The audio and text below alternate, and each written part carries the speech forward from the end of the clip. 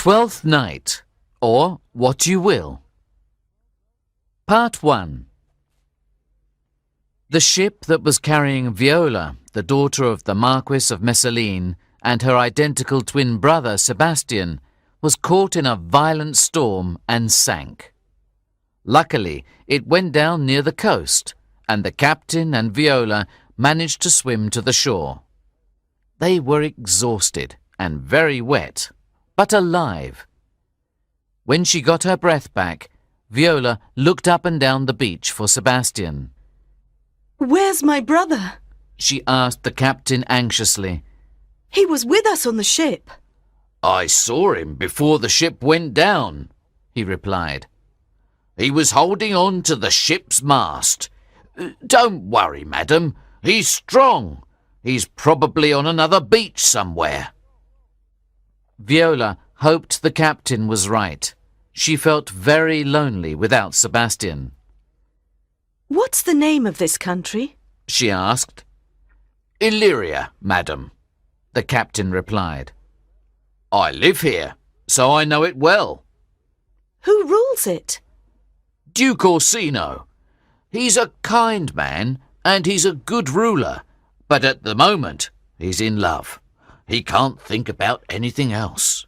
He lies on his bed all day, listening to music and composing messages of love to Countess Olivia." "Who's she?" "A young woman who lost both her father and her brother about a year ago. She has been in mourning since then and hasn't left her house." Viola immediately felt sorry for the lady. "I'd like to be her maid," she said. "I could work for her while I wait for Sebastian." "That will be difficult, I think," the captain told her. "She refuses to receive visitors." "Then perhaps I could work for Duke Orsino," Viola said. "Will you help me, Captain? I'll disguise myself as a boy, and you can introduce me to him." "Very well, madam," the captain replied. "I can lend you some of my son's clothes. I'll go and get them now." Later that day, the captain took Viola, who now called herself Cesario, to Duke Orsino's palace. The Duke liked her immediately and gave her a job. In only a few days, she became his favourite and most trusted servant. He decided she was the perfect person to send to Olivia's house with his messages of love. "You're young and handsome," he said. "She'll like you. She's sure to receive you." "And if she refuses, my lord?" "You must insist on seeing her," he replied. "And if she agrees, my lord, what must I tell her?" "Tell her how much I love her, how much I am suffering," the Duke said. "Your voice is as sweet as a woman's. She won't be afraid of you and will listen to you. My other servants don't know how to talk about love. They can't tell her how I feel. But you're different.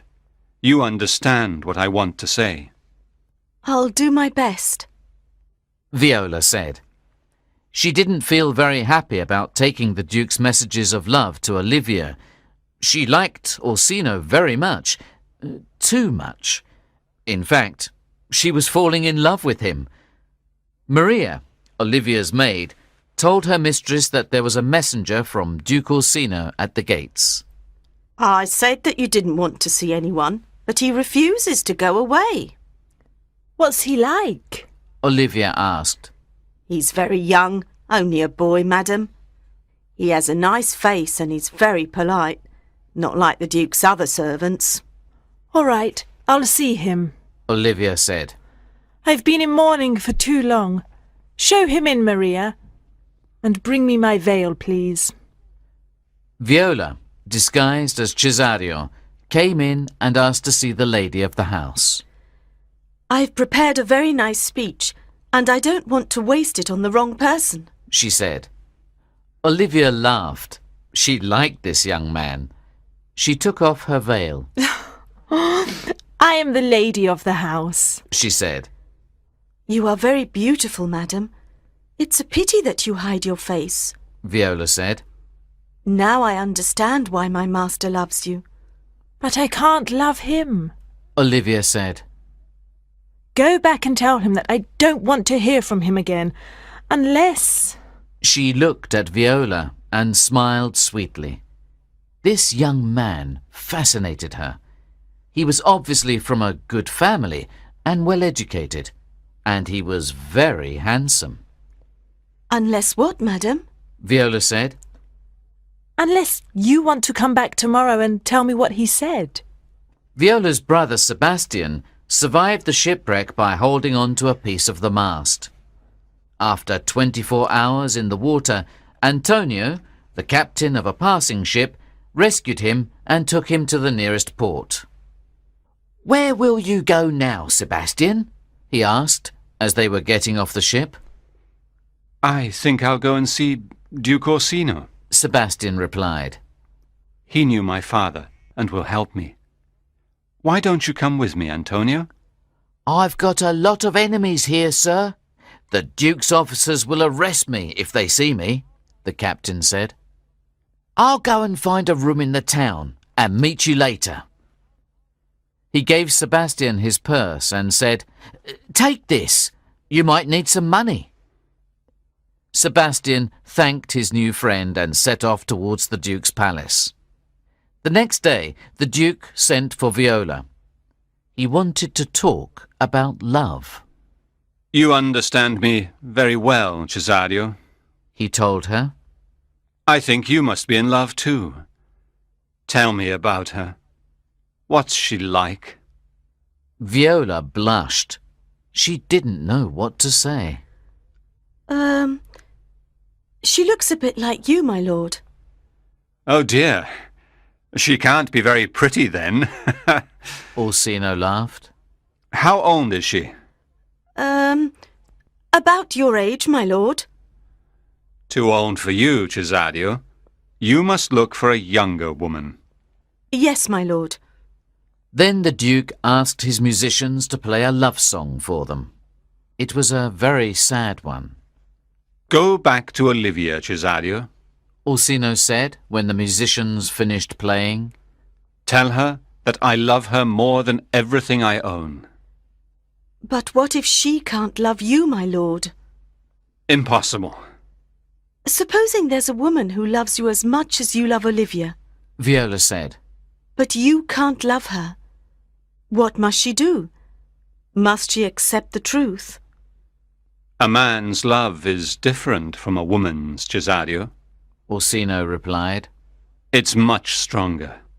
My love for Olivia can't be compared with a woman's love for me. I don't think that's true, my lord. Viola said and sighed. She was thinking about how much she loved the Duke. Shall I go to Countess Olivia now? Yes, Cesario. Take this jewel to her. Hurry. Part 2. Viola knocked at the gates of the Countess's house for the second time in 2 days. Maria let her in and took her to Olivia. Good morning, madam, she said. I've brought another message for you from the Duke. What does he say this time? Olivia asked, not really interested. He says that he loves you more than everything he owns. He has sent you this jewel. Really? She said in a bored voice. Then she smiled at Viola and said, I don't want to talk about the Duke. Let's talk about you. What's your name? Cesario, madam. But my master... Cesario, please don't mention his name again. I don't and can't love him. Yes, madam. I'll give him your message. Viola said, and turned to leave. No, wait. Olivia cried. I want to ask you something. Yes, madam. What do you think of me, Cesario? That you think you are not what you are. If I think so, then I think the same of you. You are right, madam. Viola replied. I'm not what I am. Cesario, Olivia was very serious now. I must tell you something. Viola waited for her to speak. Cesario, Olivia said softly. don't you understand? I love you. I fell in love with you the moment I first saw you. Viola didn't know how to reply. But madam, you can't. She said. I mean, I can't. She added quickly. I can't love you.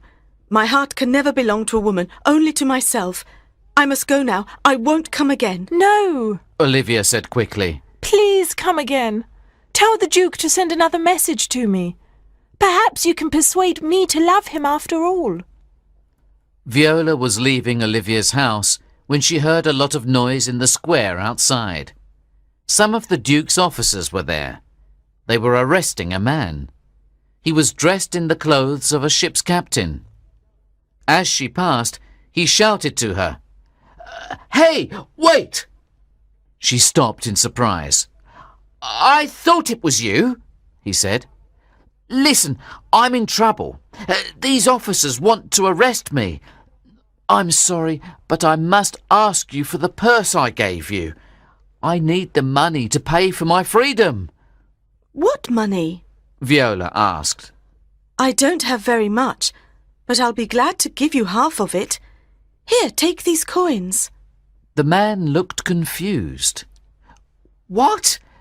You refuse to give me back my money after all the favours I've done for you?" he said. Favours? Viola repeated. She didn't know what he was talking about. "Yes, Sebastian," he said. He was angry now. "I saved your life. I thought you were my friend, and now you refuse to give me my money?" Then one of the officers said, Come on, sir. We haven't got all day. and they took him away.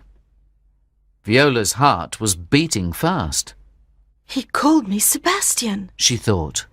He thought I was my brother. Does that mean Sebastian is alive? She decided to follow them to Duke Orsino's palace. A few moments later, Sebastian walked past Olivia's house. He was looking for Antonio. Maria saw him and called to him. Cesario, have you changed your mind about my lady? I'm sorry. What are you talking about? And my name isn't... Sebastian said. But Maria was already pulling him through the gates and into the house. Come on, She said. she's waiting for you. Olivia was delighted to see him. You've come back! She cried when Maria brought him in. You love me after all! Say you'll be mine forever! Sebastian couldn't believe his ears or his eyes. This beautiful woman was asking him to marry her. Well, all right. He replied. Oh, I'm so happy. Olivia said. Let's go and find the priest. He can marry us immediately. While Sebastian and Olivia were looking for the priest, the Duke arrived with Viola. Tell your lady that I'm here. He said to Maria. Bring her to see me. Before Maria could reply, the Duke's officers came in with Antonio. "My lord," the chief officer said, "we've caught the pirate." The Duke was surprised to see the sea captain. Why did you come back, Antonio? He asked. "I've changed, sir. I'm not a pirate anymore," the captain said. "I rescued this boy from the sea a few days ago and brought him here. I knew it was dangerous for me, but I did it.